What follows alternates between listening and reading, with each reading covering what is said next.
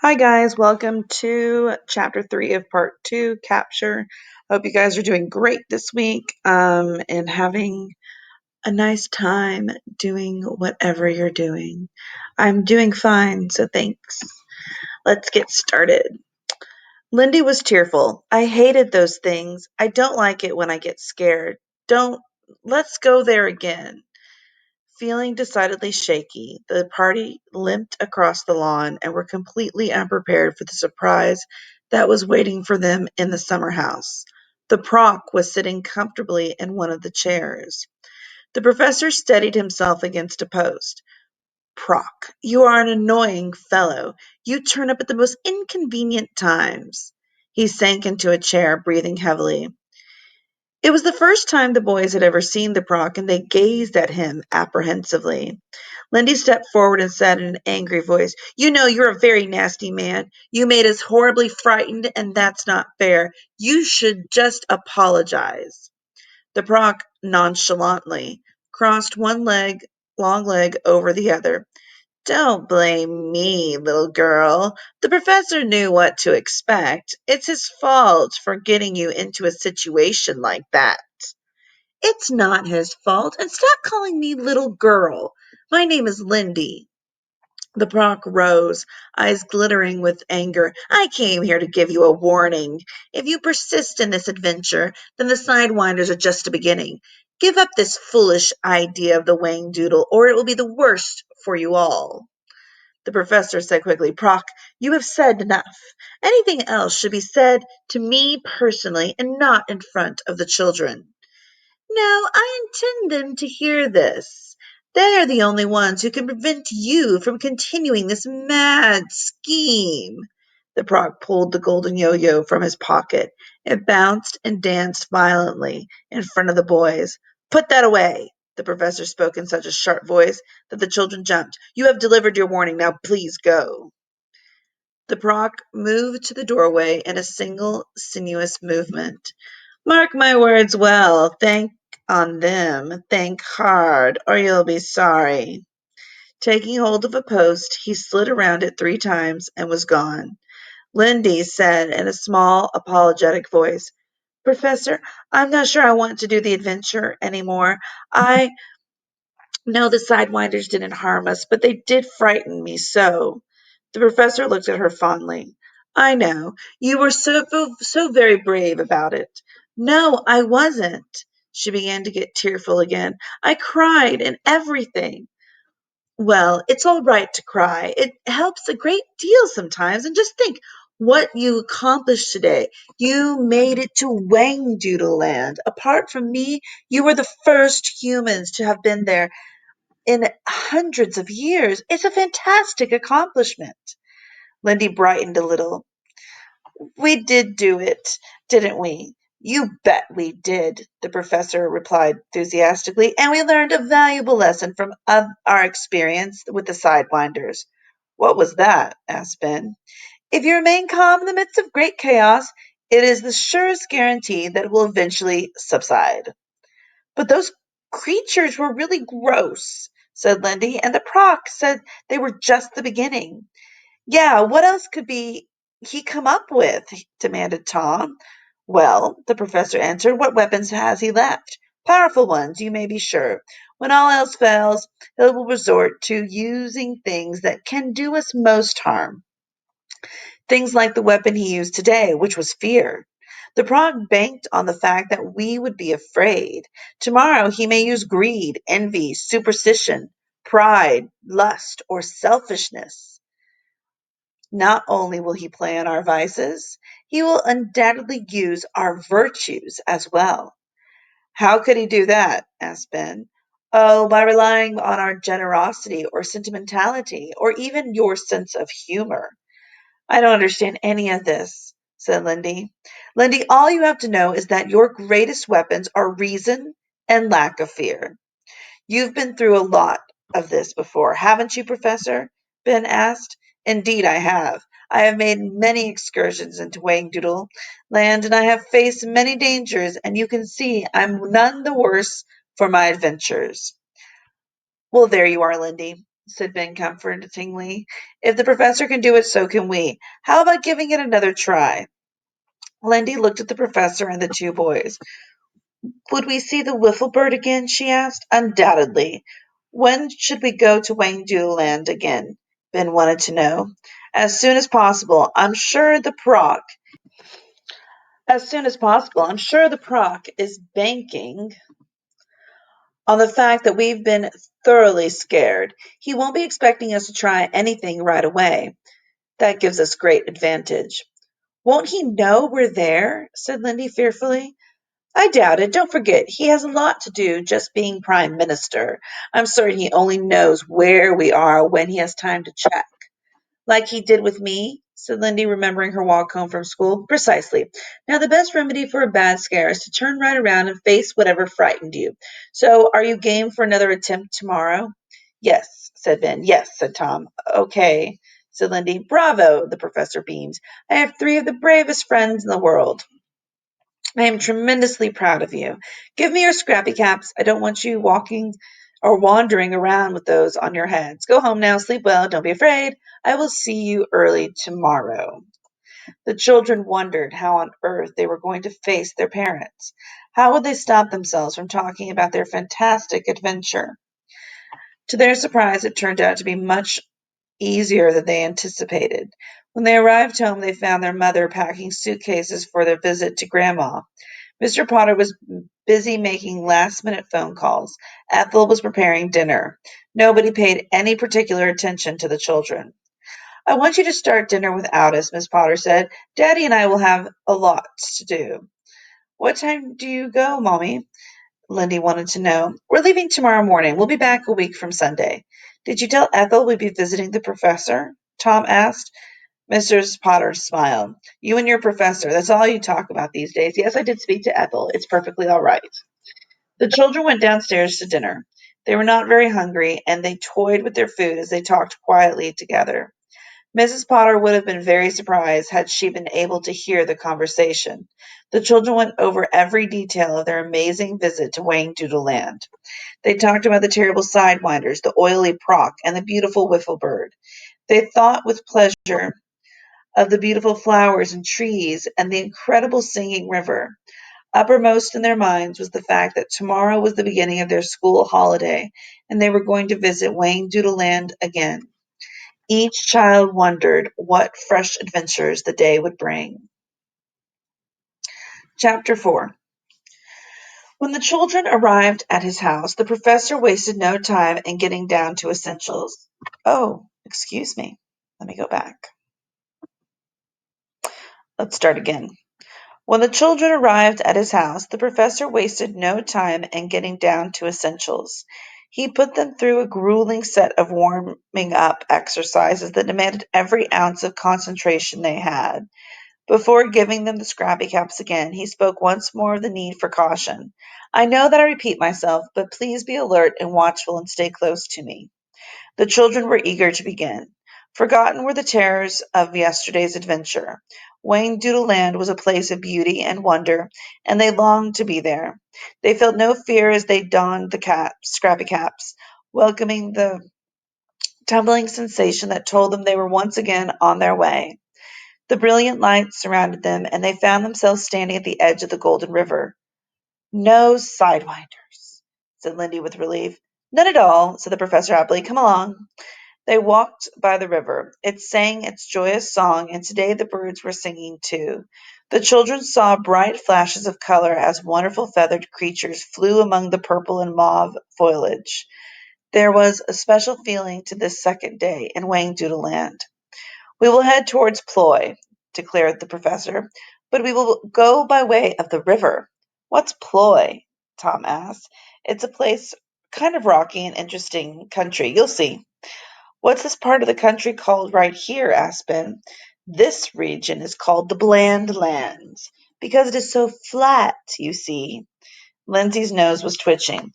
I smell baked apples, she said. She saw a tree covered with white blossoms. She looked up at the professor.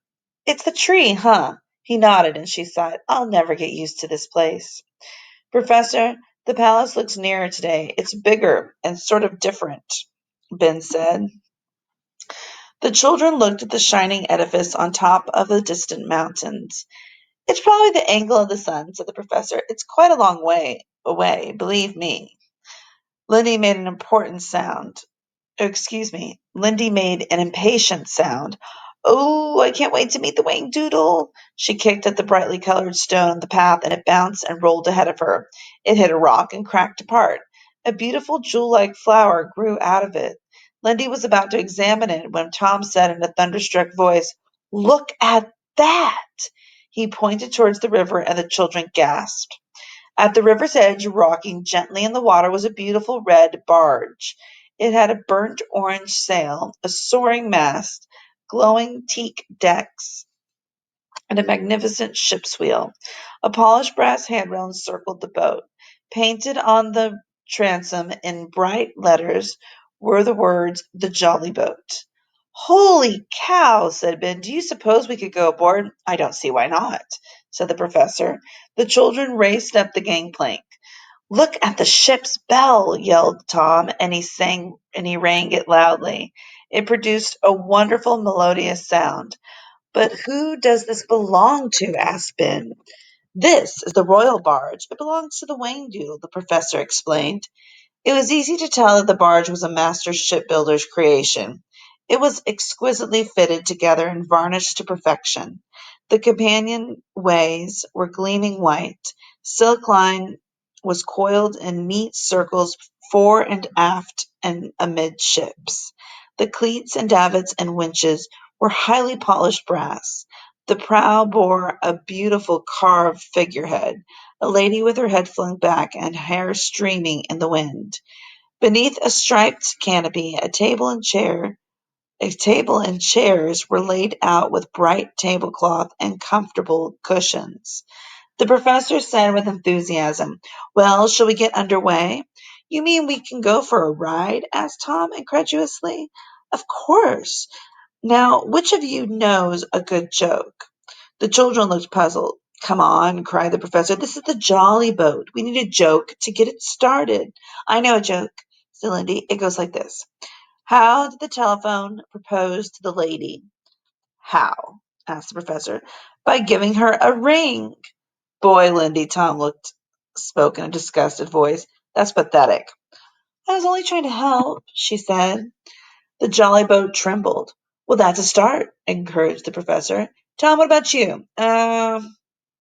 What sings, has 4 legs, is yellow, and weighs 1,000 pounds? What does? 2 500-pound canaries. The Jolly Boat began to shake and rumble. The professor laughed. Okay, one more joke, he said, and we'll be on our way. Um, what did the lobster, why did the lobster blush? Yelled Ben. Because he saw the salad dressing. Everyone yelled back. The barge heaved and very slowly began to move. Terrific, shouted the professor. He ran to the ship's wheel to steer and the lovely craft away from the shore. Keep it up, he encouraged. I can't think of anything funny, said Ben desperately. What happens to ducks when they fly upside down? Tom cried. Well, the professor chuckled and spun the wheel. They quack up. The jolly boat shook all over and began to sail erratically. The professor was laughing so hard that he had difficult time steering her in the middle of the river. Go on, he called. We need more power. I don't know any more, said Tom. Well, you're a fine crew, I must say, the professor said cheerfully. He thought for a moment. What do you have when a bird flies into a lawnmower? What? Chimed the children. Shredded tweet. He practically collapsed in laughter at his own joke. The children began to giggle uncontrollably, and the jolly boat was really shaking now and gaining speed. What happens when you cross a chicken and a poodle? What does happen? Asked Ben in a strangled voice. The chickens lay poached eggs. They all roared with laughter. The professor peered ahead upriver. Phew! I think that'll keep us going for a while. He sank gratefully into a deck of chair, pulling out his spotted handkerchief to wipe his forehead. Tom giggled. Speak of chickens, here comes the wifflebird. The children looked up as the wifflebird flew in an attempt to settle on top of the mast. She crashed into it and spun around and around on one of the spars until she finally steadied herself. Swaying backwards and forwards, her feathers blowing violently in the wind, she looked like a tattered flag on top of the pole. "Good afternoon, Wifflebird," the professor shouted up at her. She shrieked, "You're being taken for a ride!" And then she tumbled off the mast and plummeted to the deck. She obviously winded herself on landing, for she let out an undignified squawk. Then she saw Tom. She moved towards him and began her humming sounds. Oh, he said, backing away. "Here we go again." She flew onto his head and perched there. He looked as though he were wearing a ridiculously fluffy hat. The others folded with laughter once more. "Professor, you have to do something about her," Tom implored. "I can't put up with this for the rest of the journey." "Wifflebird, dear Wifflebird, you simply must come down." The professor spoke in a firm but soothing voice. "It's not fair if Tom has you all to himself, and he cannot possibly admire your beauty if you stay so close to him." She turned around and around. Then, to Tom's great relief, she flew to the handrail and settled there. "This might be a good time for you all to go below and have a look around," announced the professor. "Be sure to take a peek in the main salon." Tom needed no second bidding. The others followed him down the companionway to the lower deck. It was even more beautiful than the top side, with white, softly carpeted corridors and a large master cabin in the center of which was an ornate, lace-canopied bed. The portholes were ringed with gold, and there was a captain's desk with a remarkable emblem engraved upon it, a golden shield decorated with a heart and a pair of clasped hands, and the words "Pax Amor et Lepos in Iocondo." "I wonder what that means," said Lindy. "I think it's Latin," replied Ben. "We'll have to ask the professor." They walked along the corridor and into the main salon. It was paneled in various shades of glowing mahogany. There were bright curtains and deep leather armchairs, tables with antique lamps, and a beautiful old piano with candle brackets. But what mainly attracted the children's attention was a large structure at the end of the room, so colorful as to make them draw in their breath. It looked like a pipe organ. It had silver and gold decorations, shining levers, pistons, and knobs. In the center was a many-faceted mirror surrounding a fountain which poured sparkling liquid into an exquisite porcelain bowl. Lindy was awestruck. "What do you suppose it is?" "I'm going to find out." Tom raced up the stairs with the others close behind him. The professor was at the ship's wheel singing limericks in a very jaunty fashion. "What is that thing down there?" Tom asked breathlessly. "What thing?" "That thing at the end of the big room." Oh, that, yes. I thought you'd be interested. That's the soda fountain." "A what?"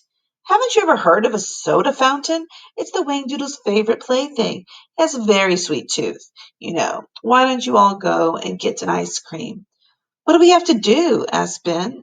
"Stand in front of the mirror and tell the machine what you would like," said the professor. "While you're at it, would you get me a sidewinder surprise?" The children just stared at him. Then, without a word, they raced back downstairs. "Who's going first?" asked Tom. "You go," said Ben. "No, you go." "I'll go," said Lindy. She planted herself in front of the mirror. Is it possible? I mean, do you have something like—" Lindy cleared her throat, jumped violently on it as a bell rang from within the machine, and a deep mechanical voice said, "I am here to serve. Speak clearly and place your order." "Oh, gosh. I think, well, I would like a raspberry ice cream with something like blackberry sauce and whipped cream, and could I have a cherry on top, please?" "1 or 2 scoops of ice cream." "Oh, 2, please. 1 Wifflebird Delight," announced the machine. The children stared in fascination as lights flashed and the levers and pumps began to work. There were ridiculous noises, splashes and gurgles, wheezes and sneezes, squeaks and squelches, burps and belches. More bells rang, and the sparkling fountain changed color 3 times. Suddenly, high, sweet voices sang in harmony. A door opened and a tray slid forward. Lindy found herself holding a silver platter upon which was a lace doily, a napkin, a silver spoon, and a china bowl filled with the most delicious-looking raspberry ice cream and all the trimmings she had asked for. "Oh, thank you," she managed to whisper. "Next, please." Tom moved to stand in front of the mirror. "Do you, by any chance, have a banana split?" he asked, then added, "I'd like chocolate and vanilla ice cream, please."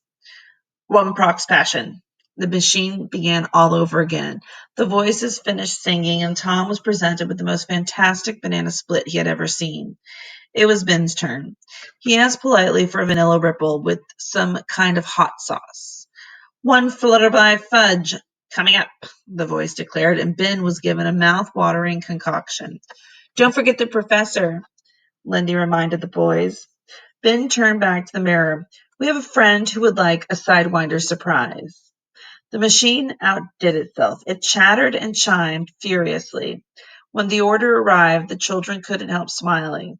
The professor's choice was 3 scoops of chocolate ice cream, chocolate sauce, toffee crumbles, chopped nuts, peppermint pieces, whipped cream, and 6 luscious marshmallows. "That looks gorgeous," said Lindy. She turned to the machine and said politely, "Thank you so much." "Not at all," answered the machine, or the voice. The lights went out and the noise subsided. The children made their way to the main deck, carrying their dishes carefully. The professor greeted them. "Aha, I see you have lots of goodies. Let us sit at the table under the canopy. I think the barge will help keep a straight course for a while." "That machine is just unbelievable," said Tom. "This is the most wonderful afternoon of my whole life," declared Lindy. Leaning back in the cushions, she looked around her. The countryside was bursting with color. The fields, the flowers, the trees, the rocks and mountains, and a radiant quality. Golden sweeping willows trailed their long branches into the water, and the river sang its rippling song. Shining and shimmering fish, bright as silver dollars, leaped and played as the stately barge sailed calmly and slowly along.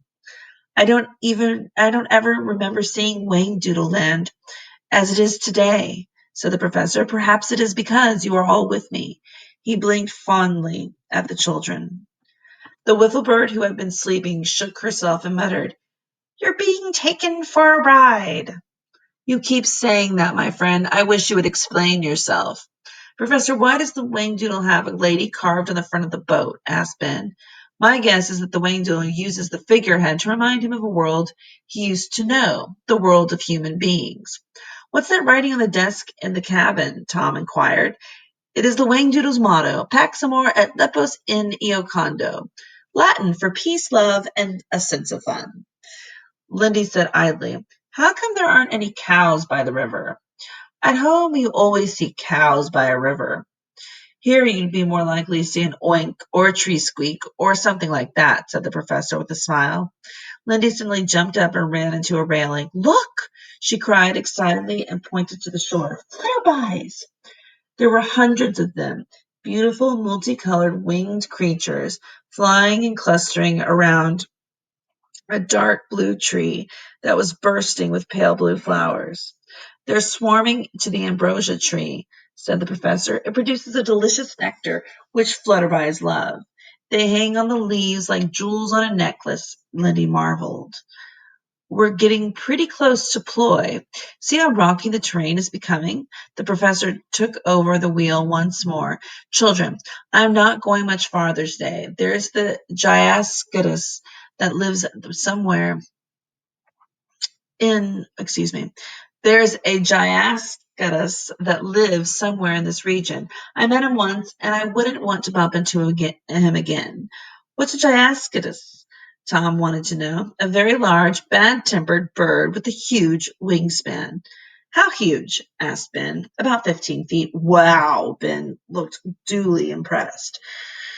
The barge was sailing through a high, narrow gorge. Sheer, smooth rocks rose up on either side, and the golden river appeared darker from the shadows and sang a deeper song. The wifflebird seemed anxious and began to strut up and down. The professor looked for a point upriver where it was wide enough to turn, and when he found it, he put the wheel hard over. The lovely barge came around slowly. Her burnt orange sail flapped noisily. startling the children and sending the wifflebird into a panic. "You're being taken for a ride!" she screamed for the third time. She circled once around the barge and then flapped away upriver. Dash it, fiddlesticks," the professor muttered to himself. "What is it, Professor?" Ben asked. "Something peculiar is definitely going on today. The wifflebird only speaks when there is an emergency, yet nothing has happened to us. I don't understand it." The beautiful jolly boat moved out of the shadow and into the sunlight and sailed majestically past a large out-jutting rock. The professor's suspicion of danger was well-founded. The oily Proc was only inches away, hidden from their view behind the big rock, smiling, watching the barge as it moved on downriver. A large, incredible-looking animal appeared beside the Proc and brushed against his legs. Absent-mindedly, the Proc stretched out a hand to stroke the silky creature, and then he let it out a low and evil chuckle. All right, we're going to stop there, guys, and I will read later on. Thank you for reading with me.